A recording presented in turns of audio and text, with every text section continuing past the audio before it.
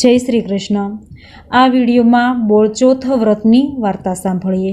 श्रावण वद चोथ ए बोळचोथ, जेने गाय चोथ के बहुला चोथ पण कहेवाय छे। आ दिवसे गाय मातानी पूजा करवानुं महत्व छे। महिलाओ आ दिवसे व्रत करे छे। आ दिवसे समारेलुं शाक अने घऊनी वानगी न खावी एवी मान्यता छे। तेमज गायनुं दूध अने गायना दूधमांथी बनावेली कोई पण वानगी न खावी तेवी मान्यता वर्षोथी चाली आवी छे। ए मान्यता पाछळनुं एक कारण छे। आ व्रत साथे घणी दंतकथाओ जोडायेली छे। श्रावण वद चोथना दिवसे आ व्रत करवामां आवे छे। आ दिवसे व्रत करनारे सवारे नित्य काममांथी परवारी कंकु चोखा तथा फूलना हारथी अने नागलाथी गाय अने वाछरडानुं पूजन करवुं, एकटाणुं करवुं, घऊनी कोईपण वस्तु न खावी। बोळचोथना व्रत दिवसे स्त्रीओए दळवुं के खांडवुं नहीं। बोळचोथना दिवसे गाय मातानी पूजा करवानो विशेष दिवस छे। आ व्रत करी बाજરાનો રોટલો અને મગ ખાવાનો દિવસ છે। ગાય 12 મહિના દૂધ આપે છે, એનું ઋણ ચૂકવવાનો દિવસ એટલે બોળચોથ। ગાયને માતા તરીકે પૂજવામાં આવે છે। ગાયના શરીરમાં 33 કરોડ દેવતાઓનો વાસ હોય છે। સૌભાગ્યવતી સ્ત્રીઓ શ્રાવણ વદ ચોથના દિવસે બોળચોથનું વ્રત કરે છે, બોળચોથની વાર્તા સાંભળે છે। સ્ત્રીઓ આ દિવસે ઘઉંની કોઈ પણ વસ્તુ ખાતી નથી, કોઈ વાનગી પણ ખાતી નથી, ઘઉં દળતી નથી, તેમજ છરી અને ચપ્પુથી છોલતી નથી, શાકભાજી સુધારતી નથી।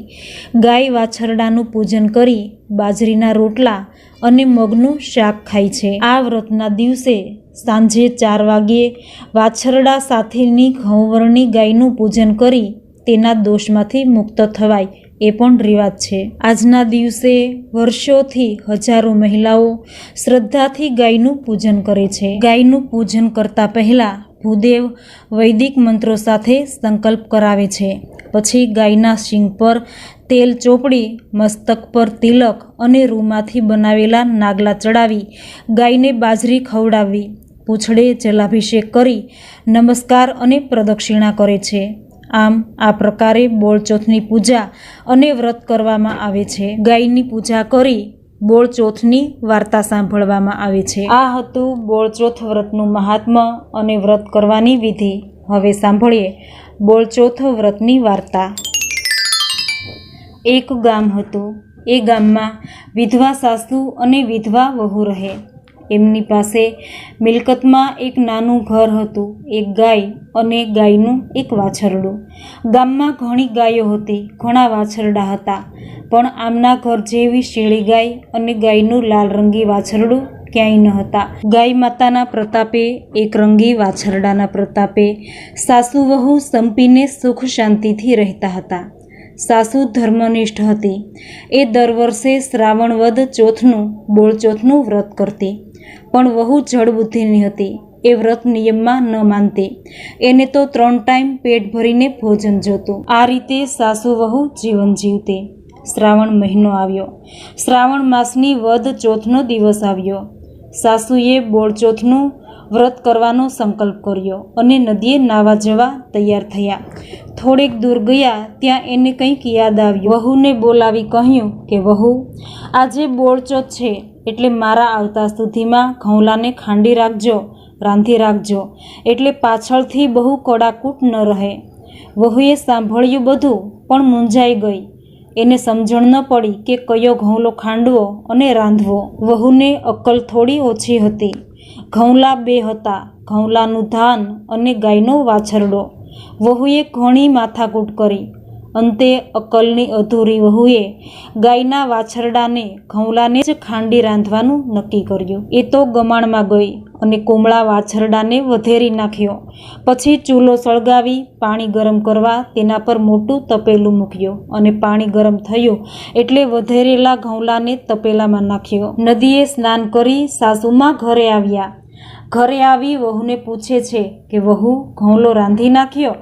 વહુ જવાબ આપે છે કે બાઈજી, કે ઘઉંલો તો ખાંડ્યો, પણ ઘઉંલાએ તો કાળા બોકાહા નાખ્યા, માંડ માંડ ખાંડ્યો અને રાંધ્યો। આ સાંભળી સાસુને તો કંપારી આવી ગઈ, એના હોશ ઉડી ગયા। અરે મુઈ, આ શું કર્યું તે? ઘઉંલાનું ધાન રાંધવાને બદલે તે ઘઉંલો વાછરડો વધેરી અને રાંધી નાખ્યો. અરે અક્કલની ઓથમીર, તે તો ગજબ કરી નાખ્યો. સાસુના આવા વેણ સાંભળી વહુ પણ ગભરાઈ ગઈ. સાસુને યાદ આવ્યું કે હમણાં ગામની સ્ત્રીઓ ગાય વાછરડાનું પૂજન કરવા આવશે તો શું જવાબ આપીશ. સાસુએ તો એક ટોપલામાં પેલું તપેલું મૂકી એના પર વસ્ત્ર ઢાંકી ટોપલો માથે મૂક્યો અને સીધી ગામ બહાર આવેલા ઉકરડે ગઈ અને ત્યાં કોઈ જોતું નથી એવી ખાતરી કરી તપેલામાંથી મરેલો ઘઉંલો કાઢી ઉકરડામાં દાટી દીધો અને પછી ઉતાવળે ઘરે આવી. વહુ બિચારી રડવા જેવી થઈ ગઈ. એણે પોતાની ભૂલ બદલ માફી માગી. સાસુને તો મોટી ચિંતા એ હતી કે ગામમાં વ્રત કરતી સ્ત્રીઓ ઘઉંલાને પૂજવા આવશે ત્યારે શું જવાબ આપશે. તેથી એ લાજની મારી ઘરના કમાડવાસી અંદર બેસી ગઈ. કેટલીક વારે ગામની સ્ત્રીઓ એકરંગી વાછરડાના પૂજન માટે એના ઘર આગળ આવી, પણ વાછરડો ન જોવામાં આવતા એ ક્યાં છે એ જાણવા બંધ બારણા ખખડાવ્યા, પણ ઘરમાંથી કોઈ બોલ્યું નહીં. એટલે થાકી એ બધી સ્ત્રીઓ પાછી જતી રહી તો સામેથી ગાય અને એકરંગી વાછરડો બંને દોડતા આવતા જણાયા. આ તો દૈવી ગાય હતી. એને મનમાં થયું કે એનો વાછરડો મરેલી હાલતમાં ઉકરડામાં દટાયેલો પડ્યો છે, એટલે તે ઉકરડે દોડી ગઈ અને જોરથી ઉકરડામાં શીંગડું માર્યું. તેવો જ અંદર સળવળાટ થવા માંડ્યો. બધી માટી અને કચરો દૂર થઈ ગયા અને વાછરડો ઘઉંલો જીવતો જાગતો નીકળી ગાયની આસપાસ ઠેકડા મારવા લાગ્યો. વાછરડાને લઈ ગાય પોતાના ઘરે આવી. આજે તો વાછરડાની ડોકમાં ફૂલનો હાર હોવો જોઈએ, એના બદલે તૂટેલા હાંડલાનો કાંઠલો. આ જોઈ બધી સ્ત્રીઓ અચંબામાં પડી ગઈ. જ્યારે વાછરડો નજીક આવ્યો ત્યારે એના ગળામાંથી કાંઠલો કાઢી સ્ત્રીઓએ એનું પૂજન કરવા માંડ્યું. ગાય અને વાછરડાની પૂજા કરી ગાય માતાની ગરબી ગાવા માંડી. આ સાંભળી ઘરમાં પૂરાઈ બેઠેલા સાસુ વહ અચરજ પામ્યા કે વાછરડો ઘઉંલો તો મરી ગયો છે અને મારા ઘર આગળ ગરબી શાની ગવાય છે, જરૂર કંઈ ચમત્કાર બન્યો છે. એમ વિચારી એ કમાડ ઉઘાડી બધી સ્ત્રીઓ પાસે ગઈ અને ઘરમાં બનેલી બધી વાત કરી. બોળચોથના વ્રતના પ્રભાવથી મરેલો ઘઉંલો જીવતો થયો એમ જણાવ્યું. એ દિવસથી ગામમાં બોળચોથના વ્રતનો મહિમા વધી ગયો.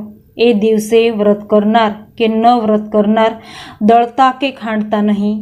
ગાયમાં 33 કરોડ દેવતાઓનો વાસ હોય છે. એવું કહેવાય છે કે જે ભાવિકો શ્રદ્ધાથી ગાયને નમન કરે છે અને પૂજે છે, ગૌ પૂજનથી સઘળા કાર્યો સિદ્ધ થાય છે. હે ગાય માતા, જે તમને પૂજે એમનું કલ્યાણ કરજો. હે ગાય માતા, જેવા તમે સાસુ વહુને ફળ્યા તેવું તમારું વ્રત કરનાર દરેકને ફળજો. દરેકની આશા પૂરી કરજો. જય ગાય માતા. મિત્રો, આશા રાખું છું આ વાર્તા સાંભળવી આપને જરૂર ગમી હશે.